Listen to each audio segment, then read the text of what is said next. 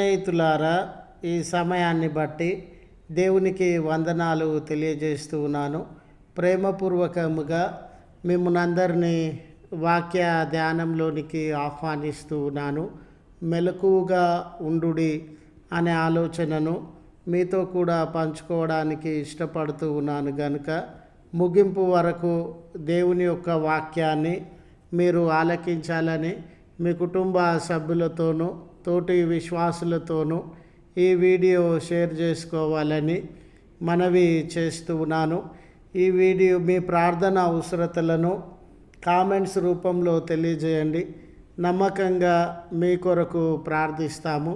ఈ వీడియో మీ ఆధ్యాత్మిక జీవితంలో ఉపయోగకరంగా ఉండినట్లయితే దయచేసి ఈ ఛానల్ను సబ్స్క్రైబ్ చేసుకునవలసినదిగా మనవి చేస్తూ ఉన్నాను. లేఖనము మత్తయి సువార్త 25వ అధ్యాయము 13వ వచనము. ఆ దినము గూర్చి అయినను ఆ గడియ అయినను మీకు తెలియదు గనుక మెలకువగా ఉండుడి. స్నేహితులారా, మెలకువగా ఉండుడి, మెలకువగా ఉండుడి అనే మాట చాలా ప్రత్యేకమైనది, ప్రాముఖ్యమైనది. మెలకువగా ఉండడము అంటే నిద్రపోకుండా ఉండడము అని కాదు. మెలకువగా ఉండండి అని అంటే బీ వాచ్ఫుల్, శ్రద్ధ కలిగి ఉండండి, జాగ్రత్త కలిగి ఉండండి, కనిపెట్టుకొని ఉండండి, నిరీక్షించండి, సిద్ధపడండి అని ఈ మెలకువగా ఉండండి అనే మాటను ఈ రీతిగా మనము అర్థము చేసుకోవచ్చు. స్నేహితులారా, ఈ లేఖన భాగంలో దేవుడు మనకు తెలియజేస్తున్న విషయం ఏమిటంటే మీరు మెలకువగా ఉండండి.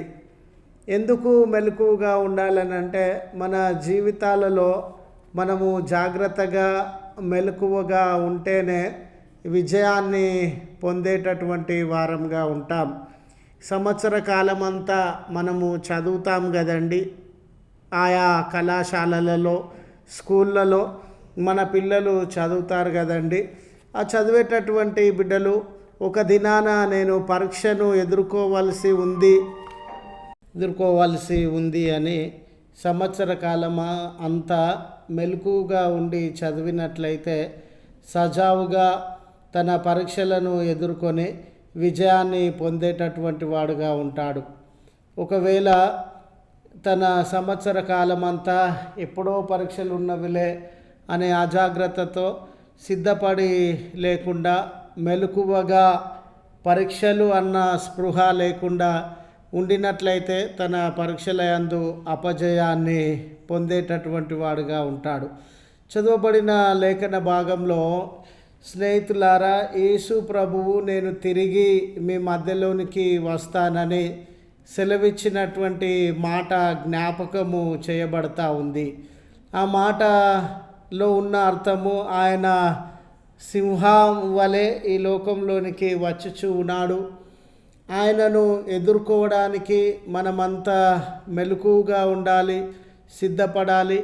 అయితే ఆయన ఏ సమయానికి ఏ కాలంలో వస్తారో మనకు ఎవ్వరికి కూడా తెలియదు. కాబట్టి ఆయన ఎప్పుడు వచ్చినా కూడా ఎదుర్కోవడానికి మెలకువ కలిగి, అంటే సంవత్సరం అని, కాలమని, దినమని లేదు. స్నేహితులారా, మనలో చాలామంది వాయిదాలను వేసేటటువంటి వారంగా ఉంటాం.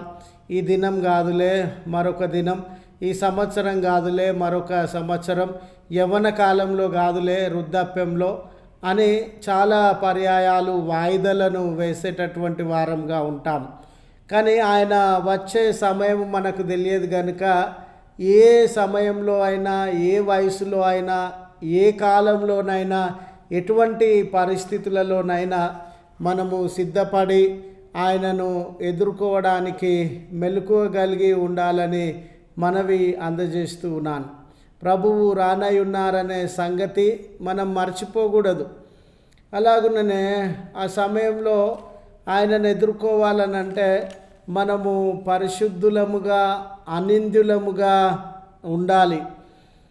మన జీవితములను పరిశుద్ధమైనవిగా, నిందరహితముగా ఉంచుకోవడానికి ప్రతిరోజు మనల్ని మనము సిద్ధపరచుకోవాలి.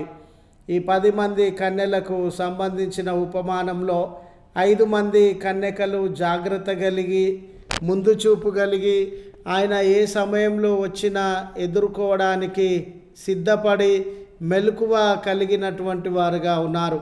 వారిలో 5 మంది ముందు చూపు లేకుండా, జాగ్రత్త లేకుండా, ఆయన ఏ సమయంలో వచ్చినా ఎదుర్కోవడానికి సిద్ధపాటు లేకుండా ఉండినటువంటి వారుగా ఉన్నారు.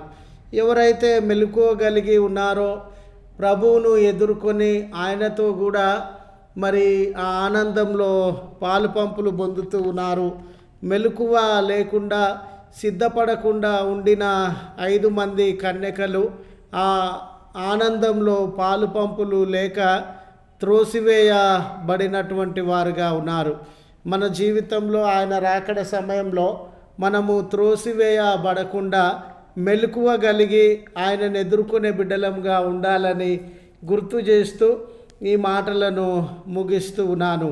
ప్రార్థించుదము. కృపగల తండ్రి, ప్రేమగల మా రక్షక, నీ పరిశుద్ధ నామమునకు వందనాలు చెల్లిస్తూ ఉన్నాం. మేము ఈ లోకంలో ఉన్న పాపములను, కోరికలను, వీటి పట్ల ఆకర్షితులమై మీ రాకడ విషయాన్ని మర్చిపోయి ఈ లోక సంబంధమైన విషయములలో మునిగి తేలియాడుతూ ఉన్నాం. మీ రాక తథ్యమని ఏ సమయంలో వచ్చుచు ఉన్నారో అది తెలియని సందర్భము గనుక అన్ని వేళలా మెలకువ కలిగి మిమ్మల్ని ఎదుర్కొనే బిడ్డలముగా మమ్మను సిద్ధపరచుమని ప్రార్థన చేస్తున్నాం.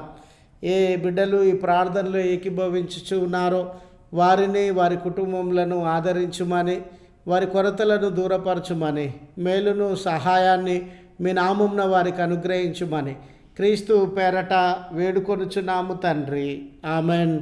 తండ్రి, కుమార, పరిశుద్ధాత్మ త్రియేక దేవుని దీవెన మనందరికీ తోడై ఉండి మనలను కాపాడునుగాక. ఆమెన్.